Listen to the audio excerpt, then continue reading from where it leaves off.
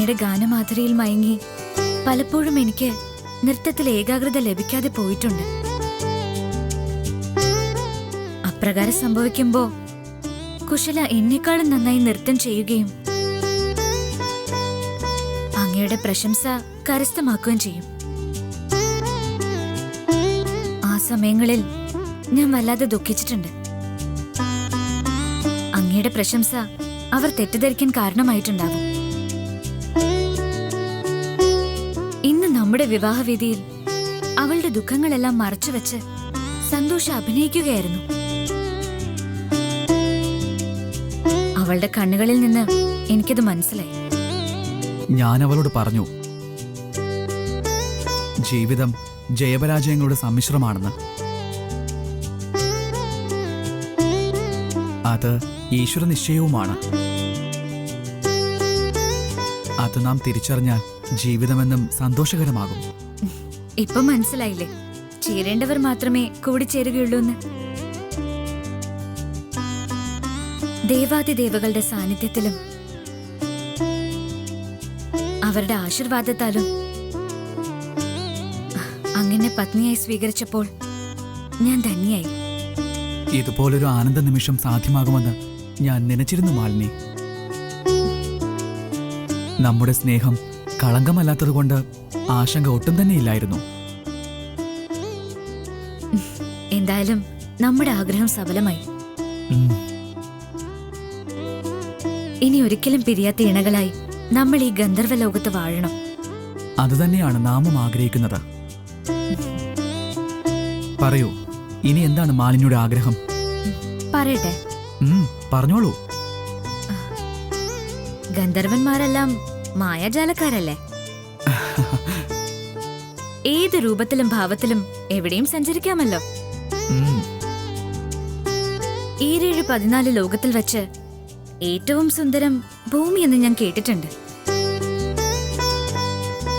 പക്ഷി മൃഗാദികളും വൃക്ഷലതാദികളും നദികളും സാഗരങ്ങളും ഒക്കെ നിറഞ്ഞ ആ മനോഹര ഭൂമിയിലേക്ക് എന്നെ കൂട്ടിക്കൊണ്ടു പോകാമോ? തീർച്ചയായും മാലിനിയുടെ ആഗ്രഹം നാം സാധിച്ചു തരുന്നതാണ്.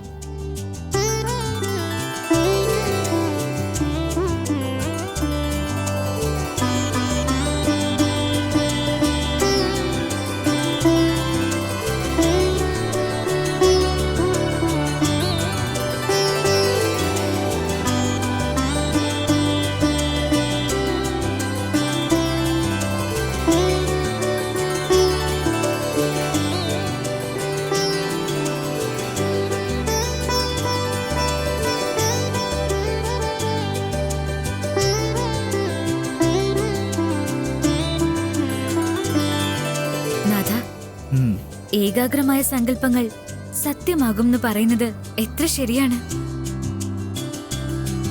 അങ്ങയോടൊപ്പം ഇപ്രകാരം സഞ്ചരിക്കുന്നതായി നാം എത്രയോ തവണ സങ്കല്പിച്ചിരിക്കുന്നു. സങ്കല്പങ്ങളും ആഗ്രഹങ്ങളുമെല്ലാം സത്യസന്ധതയോടെയും ഏകാഗ്രതയോടും കൂടി ധ്യാനിച്ച് അതിനുവേണ്ട കർമ്മങ്ങളാൽ യജ്ഞിച്ചു കഴിഞ്ഞാൽ അത് സംഭവിക്കുക തന്നെ ചെയ്യും മാലിനി. ഈ ലോകങ്ങളെല്ലാം തന്നെ സങ്കല്പ സൃഷ്ടമാണ്. 14 ലോകങ്ങൾ എന്നാണ് നാം കേട്ടിട്ടുള്ളത്. അവയെല്ലാം തന്നെ ഇപ്രകാരം സൃഷ്ടമായതാണോ? അതേ മാലിനി, പരബ്രഹ്മം ഒന്ന് മാത്രമാണ് സത്യം. അത് തുടക്കവും ഒടുക്കവുമില്ലാത്തതും വാക്കുകൾ കൊണ്ട് നിർവചിക്കാൻ സാധിക്കാത്തതും മനസ്സുകൊണ്ടോ ഇന്ദ്രിയം കൊണ്ടോ ബുദ്ധി കൊണ്ടോ ഗ്രഹിക്കാൻ സാധിക്കാത്തതുമാണ്. ആ പരബ്രഹ്മത്തിലെ സങ്കല്പ സ്പന്ദനങ്ങളിലാണ് ലോകങ്ങൾ സൃഷ്ടമായത്. അപ്രകാരം സൃഷ്ടമായ 14 ലോകങ്ങൾ ഏതെല്ലാമാണ് നാഥ?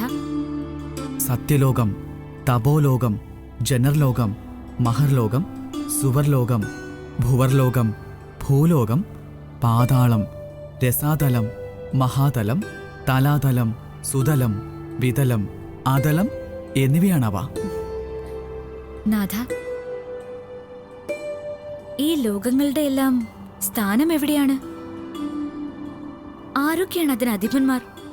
14 ലോകങ്ങളിൽ ഏറ്റവും മുകളിൽ സത്യലോകമാണ്.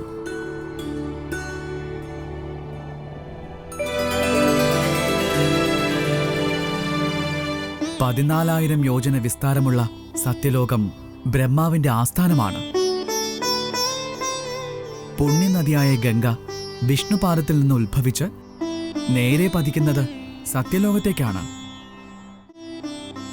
ധ്രുവപഥത്തിൽ നിന്ന് 11 കോടി യോജന മുകളിൽ കാണുന്നതാണ് തപോലോകം.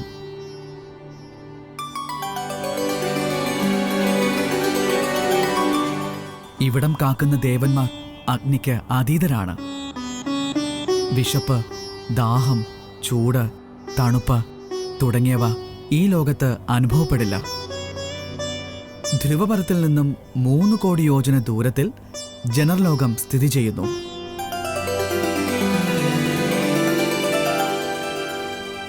ഇവിടം വാഴുന്നത് സർപ്പശിരസ്സുള്ള ദേവനാണ്. സർപ്പസത്രത്തിൽ ഹോമിക്കപ്പെടുന്ന സർവാത്മാക്കൾ ജനർലോകത്ത് സ്വീകരിക്കപ്പെടുന്നു. സർപ്പദംശനമേറ്റു മരിക്കുന്ന മനുഷ്യാത്മാക്കൾ ഇവിടെ എത്തുമെന്ന് വിശ്വസിക്കപ്പെടുന്നു. അടുത്തത് മഹർലോകമാണ്. മഹാവിഷ്ണുവിന്റെ അംശാവലിയിലെ മഹീപം എന്ന മുനിശ്രേഷ്ഠനാണ് ഇവിടെ അധിപൻ.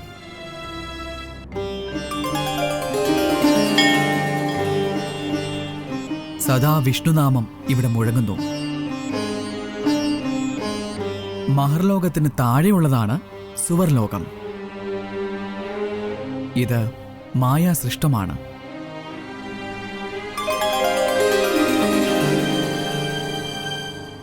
മൃഗഹത്യ ചെയ്യുന്നവർക്കുള്ള ശിക്ഷ വിധിക്കുന്ന മന്നുന്ത് ദ്യുതിമാൻ എന്ന ദേവൻ ഇവിടെ വസിക്കുന്നു. ഭുവന മഹർഷിയാണ് ഭുവർലോകത്തിന്റെ നാഥൻ. പരമശിവന്റെ അംശാവതാരമാണ് ഭുവന മഹർഷി. യുദ്ധത്തിൽ വീരമൃത്യു വരിക്കുന്ന മനുഷ്യരുടെയും ബാലമരണത്തിന് ഇടയാകുന്നവരുടെയും പുനർജന്മത്തിനുള്ള ഇടത്താവളമാണ് ഭുവർലോകം.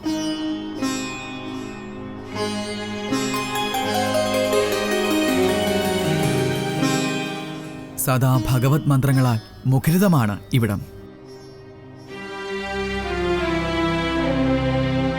മുകളിൽ നിന്ന് താഴേക്കെണ്ണിയാൽ 7ാമത്തെ സ്ഥാനം ഭൂലോകത്തിനാണ്.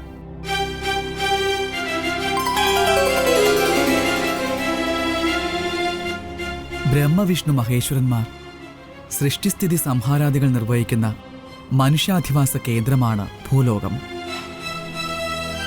സൂക്ഷ്മ ശരീരികളായ ദേഹികളായും സ്ഥൂല ശരീരികളായ ദേഹങ്ങളായും മനുഷ്യർ ഭൂമണ്ഡലത്തിൽ കഴിഞ്ഞുകൂടുന്നു. ഭൂമിക്ക് തൊട്ടു താഴെയുള്ള ലോകമാണ് പാതാളലോകം.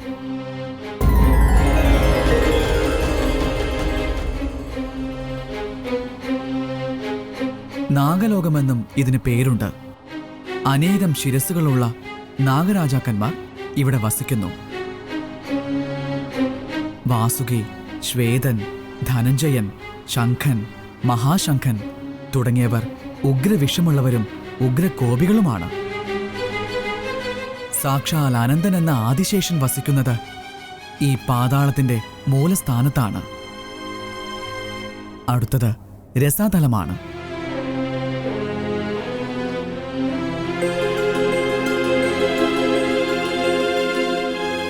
നിവാത കവച കാലകേയന്മാരുടെ ആസ്ഥാനമാണത്. പ്രഹ്ലാദന്റെ കുലത്തിൽ ജനിച്ച ഇവർ അദൃശ്യരായി ചെന്ന് ആക്രമിക്കുന്നതിൽ ബിരുദന്മാരാണ്. മഹാതലം കദ്രുവിന്റെ സന്താനങ്ങളായ കാദ്രവേയരുടെ ആസ്ഥാനമാണ്.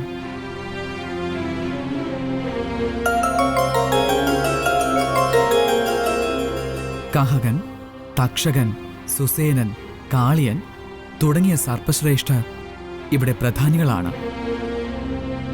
ഗരുഡനെ മാത്രമാണ് ഇവർക്ക് പേടിയുള്ളത്. ഗരുഡൻ ഇവിടെ വരാതിരിക്കാൻ ഇവർ വിഷ്ണുവിനോട് വരം നേടിയിട്ടുണ്ട്. മയന്റെ ആസ്ഥാനമായ തലാതലമാണ് അടുത്തത്. മായാശക്തികൾക്കുടമയാണ് മയൻ. അതിഭീകരമായ ആകാരം പൂണ്ട് ദേവകളെയും മനുഷ്യരെയും ഭയപ്പെടുത്തി ചൊൽപ്പിടിക്ക് നിർത്തുന്നു ഈ അസുരൻ.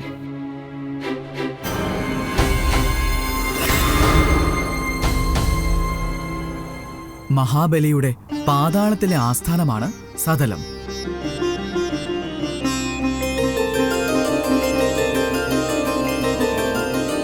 ഐശ്വര്യവാനായി ധ്യാനലീനനായ മഹാബലിക്ക് ദേവേന്ദ്രനേക്കാൾ ഉയർന്ന സ്ഥാനമാണുള്ളത്. മഹാവിഷ്ണു ഇവിടെ വാമന വേഷത്തിൽ മഹാബലിയുടെ ദ്വാരപാലകനായി കഴിയുന്നു. സുതലത്തിലും ധർമ്മനിഷ്ഠയോടെ പ്രജകളെ സേവിക്കുന്നു മഹാബലി. ഹാടകേശ്വരന്റെ വാസസ്ഥാനമാണ് വിതലം. പരമശിവന്റെ അവതാരമാണ് ഹാടകേശ്വരൻ.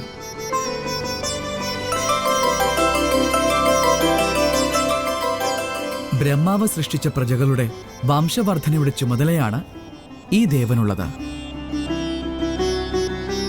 ചുറ്റും ഭൂതഗണങ്ങളോടും വാമഭാഗത്ത് ഭവാനി ദേവിയോടും കൂടിയാണ് ഭഗവാൻ ഈ ലോകം വാഴുന്നത്.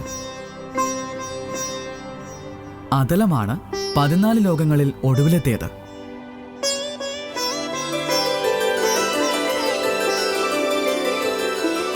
മയപുത്രനും മായാവിദ്യകളുടെ അധിപനുമായ ബലനാണ് ഈ ലോകം വാഴുന്നത്.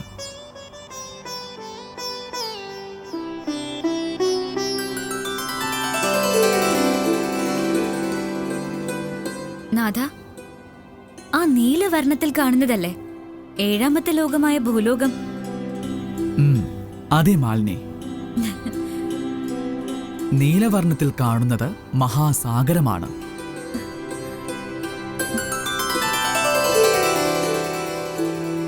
ഹരിതവർണ്ണത്തിൽ കാണുന്നത് ഭൂതലവും. സാഗരങ്ങളുടെ അധിപൻ വരുണദേവനാണ്. ഭൂതലം ഭൂമിദേവിയാണ് സംരക്ഷിക്കുന്നത്. മനുഷ്യരെ കൂടാതെ അനേകം ജന്തുജാലങ്ങളും പക്ഷികളും ഭൂമിയിൽ അധിവസിക്കുന്നു. 14 ലോകങ്ങളിൽ വച്ച് ഏറ്റവും സുന്ദരവും വിശിഷ്ടവുമാണ് ഈ ഭൂലോകം.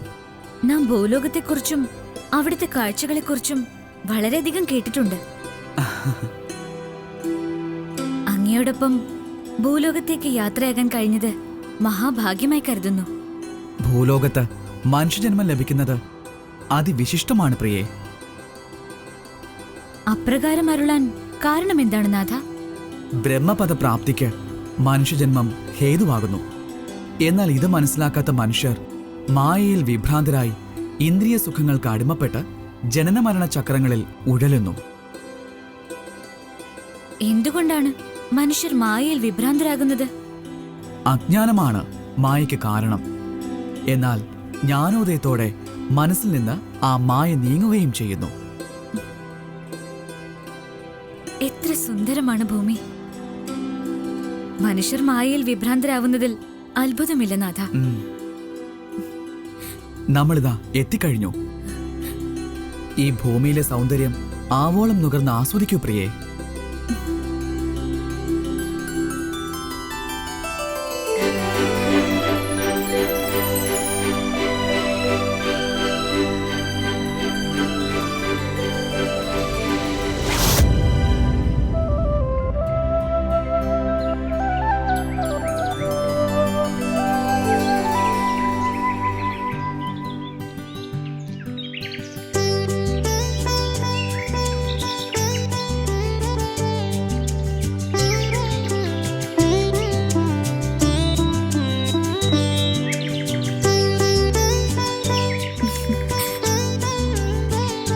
മനോഹരമാണിവിടം. ഇവയെല്ലാം മായാസൃഷ്ടം എന്നത് അവിശ്വസനീയം തന്നെ. സത്യവും മായയും എപ്രകാരം നമ്മൾ തിരിച്ചറിയുന്നാഥ? സത്യമെന്നത് ഒരിക്കലും മാറ്റമില്ലാത്തതും എന്നെന്നും നിലനിൽക്കുന്നതുമാണ്. എന്നാൽ മായയാവട്ടെ ഉണ്ടായി നിലനിന്ന് ഇല്ലാതെയാകുന്നു.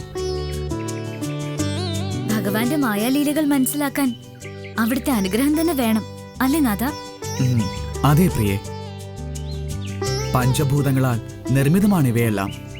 എല്ലാ വസ്തുക്കളിലും ഈശ്വരാംശം കുടികൊള്ളുന്നു. വളരുവാനും നിലനിൽക്കുവാനും ഇവയെ സഹായിക്കുന്നത് ആ ഈശ്വരാംശമാണ്. വസ്തുക്കളിൽ നിന്നും ജീവികളിൽ നിന്നും ഈശ്വരാംശം നഷ്ടപ്പെടുമ്പോൾ അവ മാറ്റത്തിന് വിധേയമാകുന്നു അഥവാ പുനഃസൃഷ്ടിക്കപ്പെടുന്നു. പഞ്ചഭൂതങ്ങളുടെ പഞ്ചീകരണത്താലാണ് അത് സംഭവ്യമാകുന്നത്.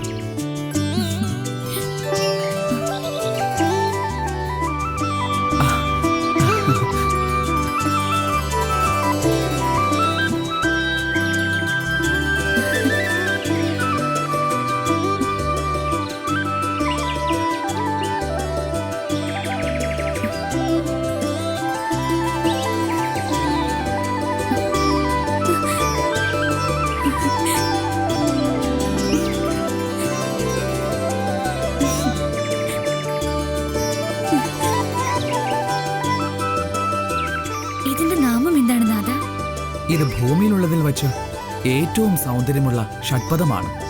ഇതിന് ചിത്രശലഭമെന്നും പൂമ്പാറ്റി എന്നും പറയുന്നു.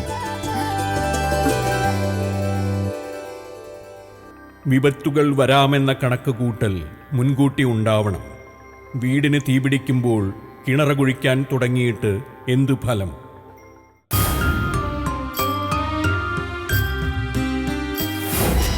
കുലടേ, അത്തരമൊരു കാലക്കേടാണ് മാലിനിക്കും ഭവിച്ചത്. വേണ്ട, നമുക്കിനി ഒന്നും കേൾക്കണ്ട. നമ്മോട് കാട്ടിയ വഞ്ചനയ്ക്കുള്ള ശിക്ഷ അനുഭവിച്ചേ തീരൂ.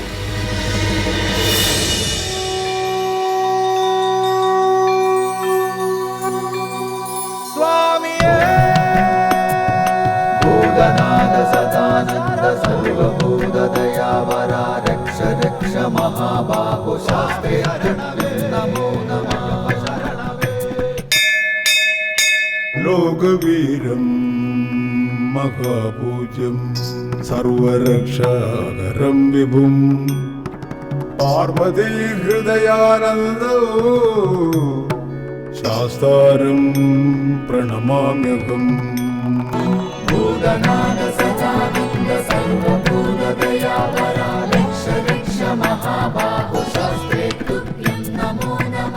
വിപ്രപൂജ്യം വിശ്വവന്ദ്യം വിഷ്ണു ശംഭോ പ്രിയം സുതം ക്ഷിപ്രപ്രസാദ നിരതം ശാസ്താരം പ്രണമാമ്യഹം. മത്തമാതംഗഗമനം കാരുണ്യാമൃതപൂരിതം മത്തമാതംഗഗമനം കാരുണ്യാമൃതപൂരിതം സർവവിഗ്രഹരം ദേവം ശാസ്താരം പ്രണമാമ്യഹം. ഭൂതനാഥ സദാനന്ദ സർവഭൂതദയാവര രക്ഷ രക്ഷ മഹാബാഹു ശാസ്ത്രേ തുഭ്യം നമോ നമഃ. അസ്മത്കുലേശ്വരം ദേവം അസ്മത് ശത്രു വിനാശനം അസ്മദിഷ്ട പദാതാരോ ശാസ്താരം പ്രണമാമ്യഹം. പാണ്ഡേശവം ശതിലകം കേരളേ കേളി വിഗ്രഹം ആർത്തത്രാണവരം ദേവം ശാസ്താരം പ്രണമാമ്യഹം. ഹരിവരാസനം സ്വാമി വിശ്വമോഹനം ഹരിതീശ്വരം സ്വാമി ആരാധ്യ പാദുകം ഹരിവിമർദ്ദനം സ്വാമി നിത്യനർത്തനം ഹരിഹരാത്മജം സ്വാമി ദേവമാശ്രയേ. പഞ്ചാത്രീശ്വരമംഗളം ഹരിഹര പ്രേമാകൃതി മംഗളം പിഞ്ചാലങ്കൃതമംഗളം പ്രണമതാം ചിന്താമണൈ മംഗളം പഞ്ചസ്യധ്വജമംഗളം ത്രിജഗദാമാധ്യപ്രഭോ മംഗളം പഞ്ചസ്തോപമംഗളം ശ്രുതിശിരോലങ്കാരസന്മംഗളം.